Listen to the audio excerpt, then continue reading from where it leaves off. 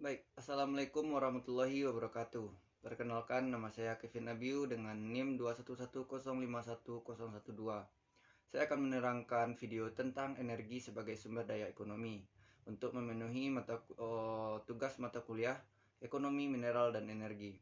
Dalam video ini kita akan melihat apa ekonomi yang berjalan di balik energi, sehubungan dengan permintaan, sehubungan dengan pasokan, bagaimana pasar energi terlihat, apa asal mula ekonomi energi, dan sebagainya. Jadi saya ucapkan selamat datang di video ini dan saya harapkan teman-teman akan menikmati dan belajar banyak hal tentang ekonomi energi selama video ini. Baik, yang pertama itu pengantar. Ekonomi adalah ilmu disiplin yang berhubungan dengan alokasi optimal sumber daya yang langka. Jadi, saat sumber daya tertentu diketahui langka, jika ada permintaan dan kelebihan pasokan, maka muncullah peran ekonomi. Dan Anda dapat melihat ketika kita membahas sedikit tentang sejarah ekonomi energi. Ekonomi energi ini dapat dilihat latar belakang yang sama juga dimiliki oleh ekonomi energi dengan cabang-cabang ekonomi lainnya. Jadi mari kita kembali ke periode tahun 1950-an. Pada saat itu mungkin Anda tidak melihat banyak tulisan tentang ekonomi energi secara langsung karena energi belum disadari sebagai sumber daya yang langka pada saat itu. Ekonomi adalah ilmu yang berhubungan dengan alokasi optimal sumber daya yang langka. Baik, slide selanjutnya.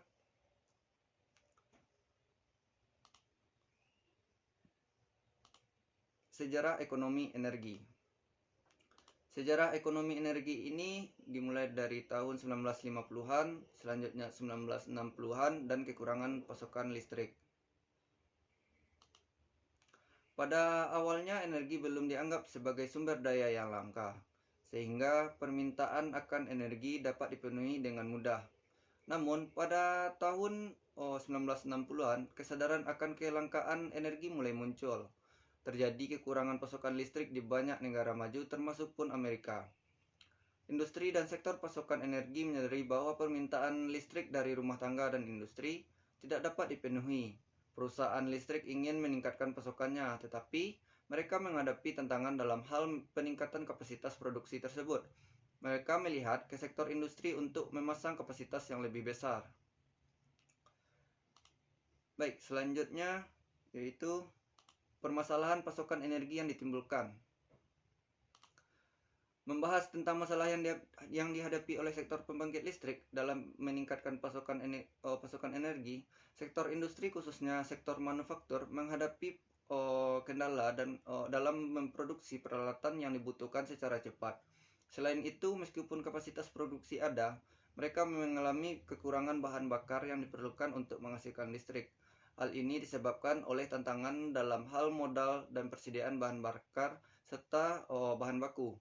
Seiring permintaan mesin dari sektor listrik yang meningkat, sektor manufaktur tidak dapat memenuhi kebutuhan tersebut karena pertumbuhan permintaan yang tiba-tiba di negara maju, termasuk Amerika Serikat. Permintaan listrik meningkat dengan tingkat pertumbuhan yang melebihi tren historis sebesar 6 hingga 7% per tahun.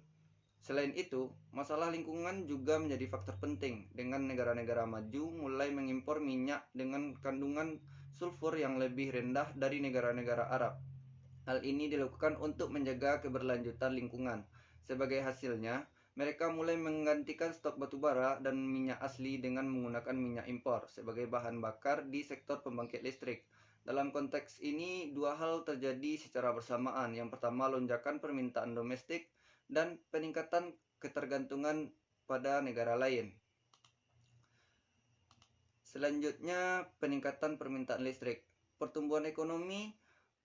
Yang pertama, pertumbuhan ekonomi. Peningkatan permintaan listrik di negara-negara maju, termasuk Amerika Serikat, terkait erat dengan pertumbuhan ekonomi yang tinggi. Semakin banyak industri dan bisnis yang berkembang, semakin tinggi kebutuhan akan energi listrik tersebut.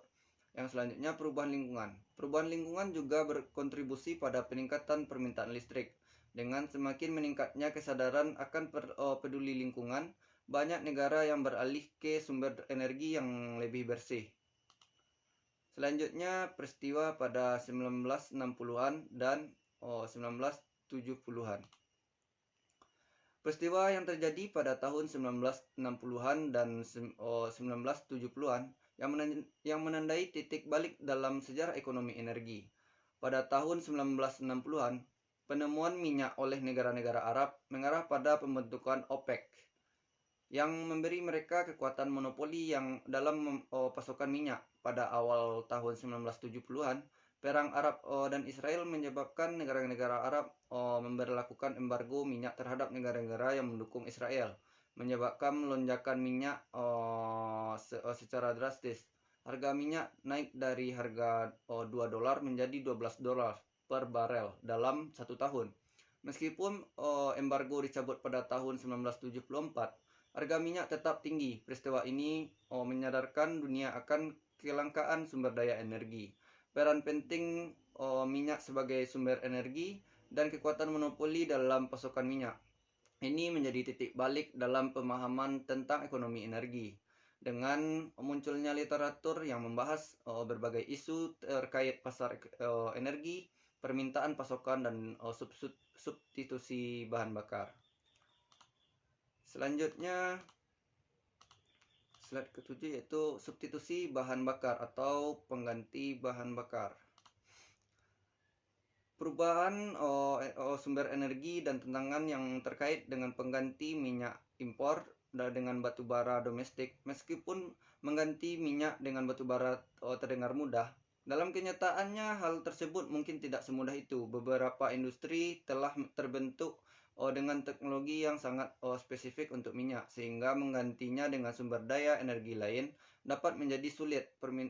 Pemilihan sumber energi memiliki dampak yang signifikan pada bentuk ekonomi energi dan cabang industri yang berkembang, dan pentingnya memahami kompleksitas dan tantangan dalam mengganti sumber energi yang ada. Hal ini menunjukkan bahwa perubahan dalam ekonomi energi membutuhkan pemikiran yang matang dan pertimbangan teknis yang mendalam sebagai mengambil keputusan tentang substitusi sumber daya energi. Selanjutnya, perubahan kebijakan energi di Indonesia. Dalam konteks Indonesia, pada tahun 1970-an terjadi perubahan dalam pemikiran dan kebijakan terkait ekonomi. Pemerintah Indonesia mulai menyadari pentingnya mengurangi ketergantungan pada impor minyak dan mencari alternatif domestik seperti batu bara.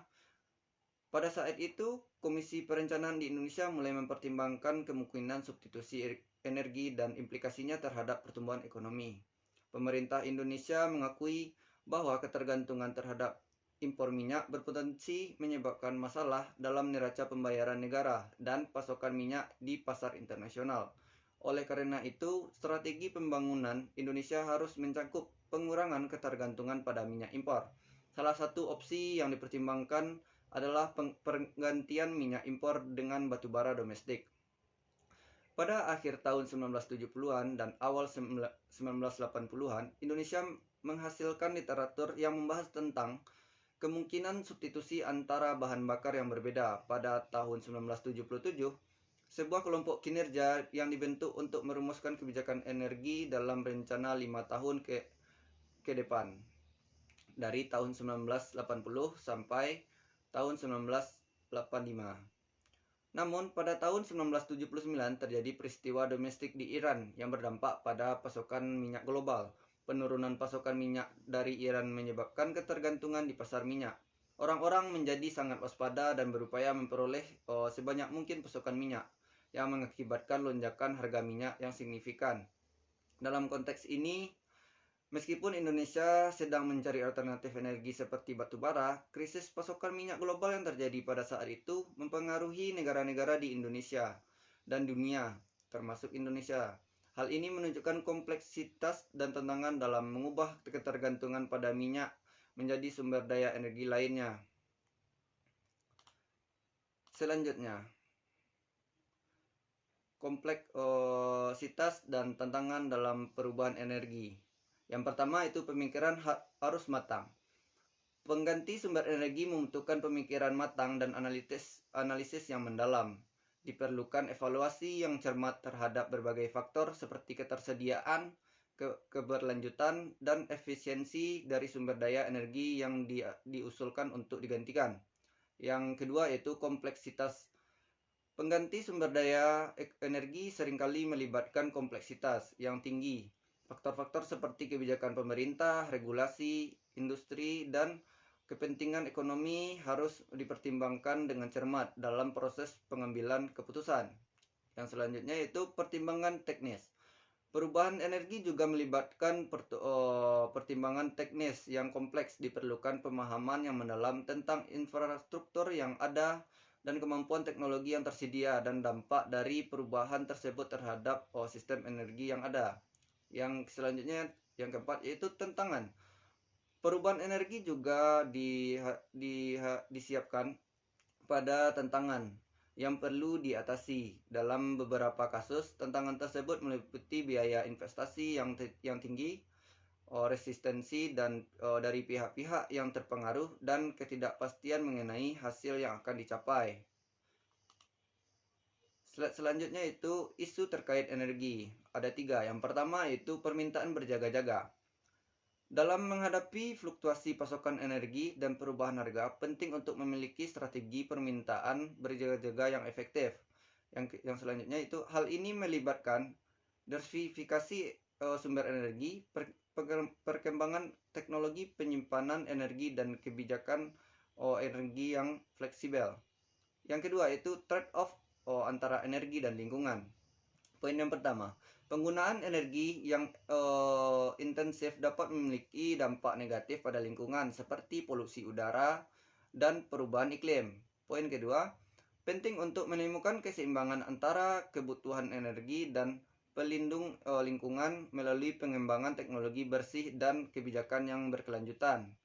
Ketiga, kebutuhan akan penelitian multidisiplin. Poin pertama yaitu perkembangan literasi pasar energi dan liberalisasi pasar energi membutuhkan penelitian yang melibatkan berbagai disiplin ilmu seperti ekonomi, teknik, dan kebijakan publik.